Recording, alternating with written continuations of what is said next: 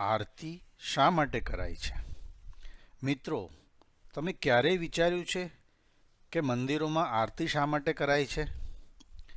ભારતમાં ભાગ્યે જ કોઈ વ્યક્તિ એવી હશે કે જેણે મંદિરમાં આરતી થતી ન જોઈ હોય. નાનકડી હથેળી જેવા આકારની વાડકી જેમાં ચોખ્ખા ઘીની દિવેટ મૂકેલી હોય અને સ્વચ્છ હાથથી પકડી જેને ફેરવવામાં આવે તેને આરતી તરીકે ઓળખવામાં આવે છે. આવી આરતી એક દીપકની હોય છે તો 1000 દીપકની પણ હોય છે. સામાન્ય રીતે આરતી 7 દીપકની હોય છે. જૈનો 7 દીપકની આરતી અને 1 દીપકનો મંગળ દીવો એમ 2 પ્રકારે આરતીની વિધિ કરતા હોય છે. મંદિરમાં પ્રભુની બીજી બધી પૂજાવિધિ પૂર્ણ થાય પછી આરતીની વિધિ કરવામાં આવે છે. સંતોનું કહેવું છે કે પરમેશ્વરનો સત્કાર કરવા પ્રકાશ પાથરવાની વિધિ એટલે આરતી. આ પ્રકાશ જ્ઞાન, ભક્તિ અને સદ્ગુણોનું પ્રતીક છે. પુરાના સમયમાં મંદિરોમાં, ગર્ભગૃહોમાં અંધારું ઘણું રહેતું. દીવાની જ્યોતથી ભગવાનના દર્શન તો થતા, પરંતુ ભગવાનના અંગે અંગના દર્શન કરવા દીવાની જ્યોતને પ્રભુના નખથી શિખા સુધી ફેરવવામાં આવતી. આ હતી આરતીની શરૂઆતની વિધિ.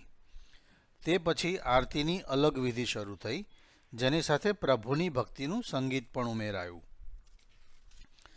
સામાન્ય રીતે આરતી જમણા હાથે પકડીને જમણેથી ડાબે એમ ગોળાકારમાં ઉતારવામાં આવે છે.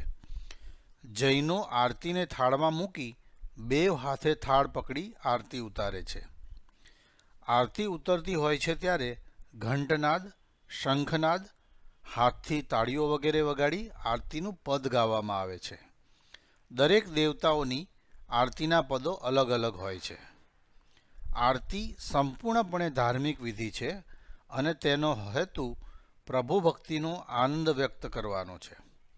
આ આનંદ એટલા માટે વ્યક્ત કરવામાં આવે છે કે જીવ પ્રાણી માત્ર ઉપર કૃપા કરી પરમ કૃપાળુ પરમાત્માએ પંચમહાભૂતની ભેટ આપી છે. સ્થિર રહેવા માટે પૃથ્વી રચી, જીવવા માટે જળ આપ્યું, ધાન્ય ઉત્પન્ન કરવા માટે સૂર્યચંદ્ર રૂપી તેજ આપ્યું, અન્ન પકાવવા અગ્નિ આપ્યો અને અન્ન પચાવવા જઠરાગ્નિ આપ્યો, પ્રાણને ધરવા શ્વાસવાયુ આપ્યા અને હલનચલન માટે અવકાશ આકાશ આપ્યા. ભગવાનની આ પંચમહાભૂતોનું ઋણ અદા કરવા આપણે આરતી રૂપે તેઓનું અભિવાદન કરીએ છીએ. વ્યવહારિક રીતે જોઈએ તો જે વ્યક્તિ સમગ્ર દિવસ દરમિયાન વ્યસ્તતાને કારણે મંદિર ન જઈ શક્યો હોય તે જ્યારે મંદિરમાં થતી આરતીનો ઘંટારો સાંભળે છે ત્યારે તે જ્યાં હોય ત્યાં ઘડીભર ઊભો રહી જાય છે. મનોમન પ્રભુને યાદ કરી લે છે અને સહજ ભાવે માથું નમાવી દે છે. ગામડાઓમાં હજી આજે પણ સાંજ અને રાત્રિ વચ્ચેના સમયને આરતી ટાણું કહે છે, જેનો અર્થ થાય છે કે જીવન નિર્વાહ માટેની દોડધામ પછી હવે સાંજ પડી ગઈ છે. હવે બધું કામકાજ બંધ કરી થોડીવાર માટે પ્રભુને પણ યાદ કરી લેવા જોઈએ. આરતી એ મંદિરમાં પ્રભુ સમક્ષ કરવામાં આવતી વિશિષ્ટ વિધિ છે. આ ઉપરાંત જે સંતો મહાપુરુષોના આપણી ઉપર ઉપકારો છે તેઓની પણ આરતી ઉતારવામાં આવે છે. ટૂંકમાં આરતી એ ભગવાનને ખુશ કરવાની અને પોતાને શાંતિ આપવાની એક સુંદર રીત છે.